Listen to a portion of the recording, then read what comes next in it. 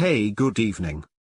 Today we are going to discuss the part 2, and which is the final part of the video series of history of income tax system in Sri Lanka. In case if you haven't watched the part 1, I strongly suggest you to watch part 1 before begin this video. Okay. Alright, in this video, we are going to discuss about the policy changes to income tax system in Sri Lanka, starting from 1977 to 2019. Okay, what are the major policy changes after 1977 period? Well, with the open economic policy adoption in 1977, government granted considerable tax holidays and concessions in order to attract more foreign direct investments to the country. As a result of that, it influenced to reduce the tax base of the country. However, in 1979, Inland Revenue Act No. 28 of 1979 was introduced to replace the previous Act No. 4 of 1963. Under this new Inland Revenue Act, high margins of income tax and gift tax was reduced. In fact, gift tax maximum rate was reduced to 50%. However, maximum rate of wealth tax remained same as 2%. In 1985, gift tax was abolished, and in 1986, estate duty tax also abolished. Also, direct tax collection as a percentage to gross domestic product was further deteriorated.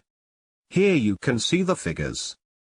In 1979 to 1980 period, total revenue of the government was 13,022 million. And 12,158 was earned from tax revenue, and direct tax as a percentage to tax revenue was 3.2%, and this was further deteriorated to 2.3% in the year of 1989 to 1990.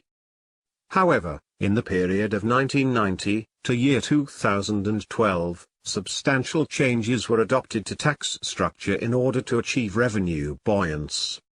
However, steps are not adequate to improve the situation of direct taxation in the country. In 1990, Taxation Inquiry Commission made below proposals in regard to administration of taxes, establishment of Board of Revenue, establishment of National Taxation Commission, appoint tax ombudsman, taxpayer charter, and to establish Revenue Training Institute. Commission further proposed to abolish the wealth tax and introduction of VAT system. In 2000, Inland Revenue Act No. 38 of 2000 introduced by replacing Inland Revenue Act No. 28 of 1978. Capital gain tax was abolished in the year of 2002, and which was reintroduced with the Inland Revenue Act No. 24 of 2017. Also, Economic Service Charge Tax was introduced in the year 2004. Initial objective of introduction of this act was to tax BOI companies under tax holidays, since these companies were exempted from income tax. Therefore, BOI companies were enabled to claim the Economic Service Charge credit for income tax. Initially, only loss-making entities were liable to pay ESC. Later this was changed and made all the companies equally liable to pay economic service charge tax, if they exceed the threshold. However, this tax was abolished by government, effective from 1 January 2020. In 2006, Inland Revenue Act No. 10 of 2006 introduced by replacing Inland Revenue Act No. 38 of 2000. Government introduced lots of concessions and exceptions to professionals, employment income holders, and to exporters, which affected further reduce the tax base of the country. In 2017, Inland Revenue Act No. 24 of 2017 was introduced to the country by replacing Inland Revenue Act No. 10 of 2006. Main exceptions and concessions provided by previous actors removed in the new Act. Capital gains tax was reintroduced with the new Act. Withholding tax on investment returns such as rent, royalty payments and natural resource payments introduced.